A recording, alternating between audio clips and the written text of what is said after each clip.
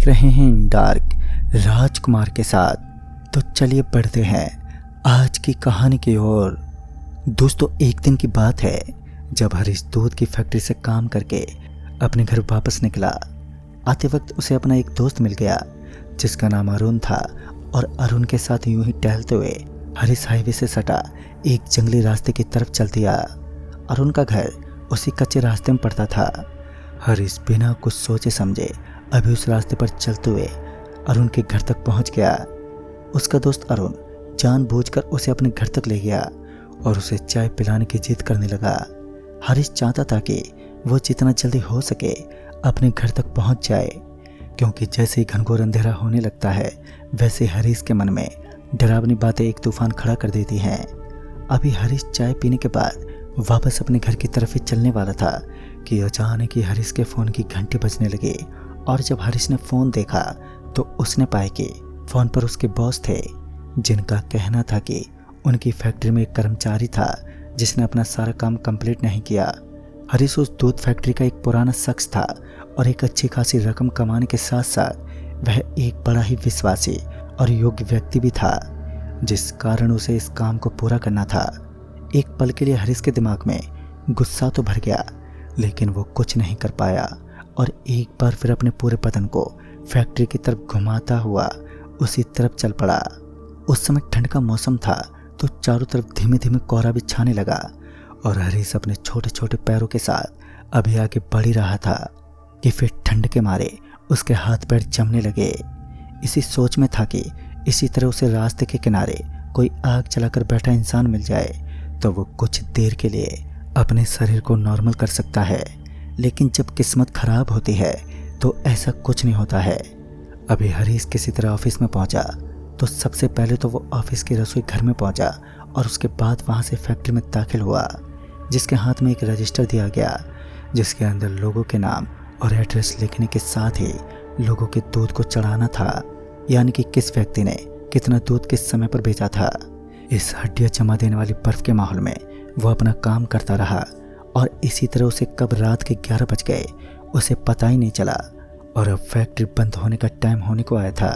जैसे ही फैक्ट्री बंद करने का समय आया तो सभी लोगों ने अपने अपने रजिस्टर बंद कर दिए और फैक्ट्री से वो बाहर निकलने लगे।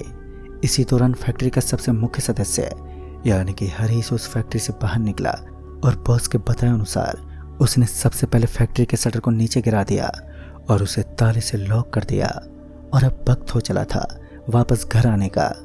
ठंडी ठंडी बर्फीली हवाएं और कड़कड़ाती हुई ठंड आज कुछ ज़्यादा ही पड़ रही थी। शायद इस मनहूस रात को हरीश का ये काम बिल्कुल भी पसंद नहीं आया। इस बार हरीश पक्की सड़क से अपने घर की तरफ लौटने लगा। रास्ता सुनसान था, हालांकि इक्का दुक्की गाड़ियाँ अभी भी रास्ते से गुजर रही थी, लेकिन सन्नाटे की एक विशाल सी चादर लिपटी हुई थी। ठंड के साथ साथ अब कोहरे ने भी अपना विशाल सा रूप धारण कर लिया था। हरीश अभी भी अपने कदम को पटकते हुए लगातार आगे बढ़ता रहा।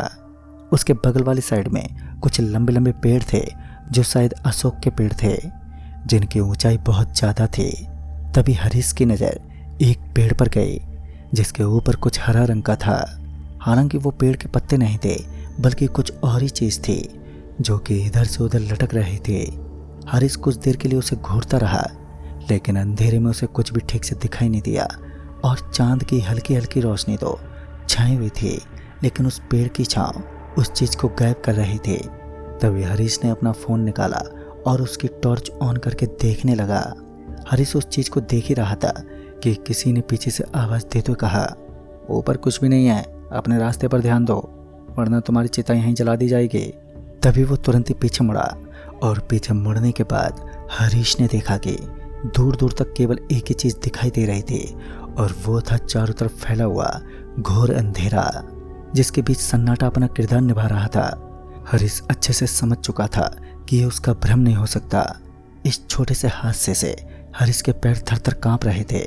सिर्फ एक आवाज़ को सुनकर हरीश की जान नहीं जाने वाली थी तो वो चुपचाप अपने रास्ते पर चलने लगा और उसने ठान ही लिया था कि चाहे कुछ भी हो जाए वो पीछे नहीं मुड़ेगा। इतने में हरीश के बगल से कुछ बहुत ही तेज गति से निकल गया। हरीश तो कुछ भी समझ नहीं पाया, लेकिन उसकी स्पीड बहुत ज़्यादा थी, इतनी ज़्यादा कि वो पल भर में ही गुजर गया। उस कड़कड़ाती ठंड में भी हरीश का गला सूखने लगा क्योंकि अब उसकी जान हलक में थी। हरीश भूत प्रेतों के प्रति काफ़ी सीरियस रहता था, जिस वजह से अब उसका मन हो रहा था कि वो धूम दबाकर भाग उठे, क्योंकि अब उसका बच पाना बहुत मुश्किल था। हरीश के दिमाग में अजीब ख्याल थे, लेकिन अभी भी वो अपने आप पर भरोसा जताए घर की ओर बढ़ रहा था। इससे पहले कि हरीश कुछ और सोच पाता, अचानक उसके पैरों में जलन होने लगी। ऐसा लग रहा था मानो किसी ने आग से दबी हुई चीज उसके पैरों पर रख दी हो। हर एक कदम पर हरीश के साथ कुछ ना कुछ अजीब घट रहा था और अपने डर को कम करने के लिए हरीश ने अपना मोबाइल निकाला और घर पर फ़ोन लगाने लगा, लेकिन फ़ोन की भी बैटरी लो हो चुकी थी। बगल में मौजूद दूर दूर तक अशोक के लंबे लंबे पेड़ थे और जब चांद की हल्की फुल्की रोशनी उनके बीच से सड़क पर पड़ रही थी तो सच में वो नज़ारा बड़ा ही डरावना लग रहा था। 2 किलोमीटर का सफ़र अभी भी बचा हुआ था और आज से पहले हरीश कभी भी इस रास्ते में इतनी देर रात पैदल घर नहीं गया। कुत्ते के रोने की आवाज़ और बिल्ली के चिल्लाने की आवाज़, दोनों में कोई ना कोई तो अंतर होता है, क्योंकि एक साथ इस तरह चिल्लाना और भौंकना कभी भी संभव नहीं होता। शायद किसी डॉग ने किसी बिल्ली को मौत के घाट उतारा होगा। अभी भी हरीश चुपचाप अपने रास्ते पर बढ़ता गया। वो जानता था कि उसके अगल बगल में कुछ बुरी आत्माएं मंडरा रही हैं, जो उसकी गलती के बिना उसका कुछ भी नहीं उखाड़ सकते। हरीश की नज़रें जब सामने गई तो उसने देखा कि अशोक का एक पेड़ सड़क के बीचों बीच पड़ा हुआ था, लेकिन ताज्जुब की बात तो ये थी कि कोई भी गाड़ी यहाँ पर मौजूद नहीं थी। अगर सड़क के बीचों बीच पेड़ पड़ा हुआ होता है तो गाड़ियों का जाम लगना एक आम बात होती है, क्योंकि वो एक मेन रोड था और उसके बीच रुकावट पैदा होना ना के बराबर था। उसकी नज़रें पैदल चलने वाले इंसान पर पड़े जो सड़क के बीचों बीच चल रहा था। इतने में ही उसे अपने पीछे से एक ट्रक का हॉर्न सुनाई दिया। वो थोड़ा सा बगल में हट गया। हरीश उस आदमी को देख रहा था जो उसके सामने सड़क के बीचों बीच पैदल चल रहा था। पहली बात तो ये थी कि कुछ समय पहले तो वहाँ पर कोई मौजूद ही नहीं था और इतने में ही कड़कड़ाती हुई बिजली ने बारिश के आने का संकेत दे दिया। सिर्फ 10 मिनट के अंदर ही ऐसा लगने लगा कि बस 1 मिनट के बाद ही जोरों से बारिश होने वाली है। धीरे धीरे हल्की बूंदाबांदी होने लगी और ऐसी छोटी मोटी बूंदाबांदी के बीच जब हरीश को कुछ और नज़र नहीं आया तो उसकी नज़र बगल में मौजूद एक अस्पताल की तरफ गई। उसने देखा कि दिखने में वो अस्पताल बड़ा ही पुराना लग रहा था, जिस कारण हरीश आगे बढ़ते हुए उस अस्पताल की तरफ चल पड़ा ताकि वो ठंड में भीग ना सके। सबसे पहले जब हरीश उस अस्पताल के मेन दरवाजे के पास पहुंचा तो उसने देखा कि उसके ऊपर मिट्टी का एक जमावड़ा था। पूरा का पूरा दरवाजा मिट्टी में सना हुआ था और उस दरवाजे को हाथ लगाते ही वो झट से खुल गया। हरीश ने तत्काल ही अपने हाथ को वापस अपनी तरफ खींच लिया, लेकिन अंदर का माहौल तो एकदम खामोश था। दरवाजा खुलने के बाद हरीश के पैरों में कुछ घुस गया। हरीश तो एक पल के लिए उछल पड़ा, लेकिन जब तक वो वापस अपनी जगह से हटा तो उसने देखा कि एक छोटा सा सांप था। क्योंकि वो अस्पताल अब काफ़ी पुराना हो चुका था तो उसके अंदर इस तरीके के जीव पैदा होना भी एक आम बात थी। हरीश अपने फ़ोन को स्विच ऑफ करने की कोशिश करने लगा और उसकी अच्छी किस्मत की वजह से उसका फ़ोन ऑन होने लगा। हरीश को इस बात का बड़ा ताज्जुब था कि उसके फ़ोन की बैटरी तो फुल थी, फिर वो स्विच ऑफ कैसे हुआ। और अपने दिमाग में अजीब अजीब ख्याल लिए हरीश उस फ़ोन को खोलने लगा और जब उसका फ़ोन ऑन हुआ तो घर से उसके फ़ोन पर काफ़ी कॉल्स आए हुए थे। इससे पहले कि हरीश अपना फ़ोन किसी को लगा पाता कि दरवाज़ा एकदम से बंद हो गया और दरवाज़ा इतनी ज़ोर से बंद हुआ कि उसकी हवा हरीश के कानों तक पहुंच गई। हरीश फटाफट पीछे मुड़ा और उस दरवाजे को खींचने की कोशिश करने लगा, लेकिन कुछ देर पहले अपने आप खुलने वाला दरवाज़ा अब इतनी बुरी तरह जाम हो चुका था कि वो अपने समस्त ताकत लगाने के बावजूद भी इस दरवाजे को टस से मस करने में पूरी तरह से नाकाम था। इतने में एक डॉक्टर भागता हुआ आया और उसने किसी मरीज को एक टेबल पर लेटा कर रखा था। उसके हाथ में एक तेज तर्रार छुरी थी और उसने उस छुरी से उस मरीज के शरीर में छेद कर डाले। देखते देखते उस मरीज के बदन से खून निकलने लगा और वो एक बुरी मौत मर गया। हरीश अपनी ज़िंदगी में इस समय एक ऐसे नज़ारे को कैद कर रहा था जो उसकी ज़िंदगी में खौफनाक सच्चाई बन गया। ये डरावना नज़ारा इतना ज़्यादा भयानक था कि हरीश का पूरा शरीर कांपने लगा। वो उसी वक्त दुम दबाकर इधर उधर भागने लगा और उसके शरीर में भगदड़ मच गई, लेकिन वहां से निकलने का कोई भी रास्ता नहीं था। उस जोरदार ठंड के बीच शरीर का इतना बुरा हाल हो चुका था कि हरीश अपने शब्दों में बयान नहीं कर पाया। और इतनी दहशत देखने के बाद तो कमजोर दिल वाला इंसान मृत्यु के द्वार तक पहुंच ही जाता है, लेकिन हरीश अभी भी अपनी हिम्मत बांधे किसी जिंदा लाश की तरह इधर उधर घूम रहा था। इतने में उसे एक छोटी सी विंडो नजर आई। शायद वो यहाँ से बचकर निकलने का रास्ता था, लेकिन वो विंडो बहुत छोटे होने के साथ साथ ऊंचाई पर भी थी।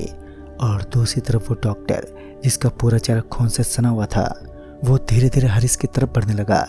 हरीश के चेहरे पर अपनी मौत के निशान अब झलकने लगे थे। वो डॉक्टर हरीश के गले की तरफ देखने लगा और हरीश ने एक बार फिर उस दरवाजे को हाथ लगाया और वो उसे खींचने की कोशिश करने लगा।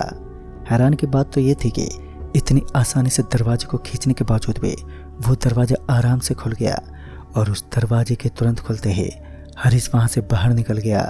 हरीश के बाहर निकलते ही उसने बहुत ही अच्छा महसूस किया। बाहर बारिश तो दूर की बात थी, आसमान में कोई काला बादल तक नहीं था। यानी कि इतनी देर से जो कुछ भी हो रहा था वो सब छलावा नामक शक्ति का कहर था जो उसके ऊपर टूट रहा था। लेकिन अब ऐसा क्या हुआ कि वो सारी की सारी शक्तियां अचानक ही गायब होने लगे।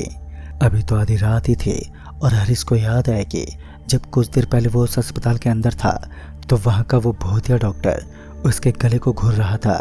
हरीश ने अपने गले के ऊपर हाथ फेरा तो उसे एहसास हुआ कि ये भगवान श्री राम की मूर्ति है और वो भूतिया डॉक्टर इस मूर्ति को घूर रहा था।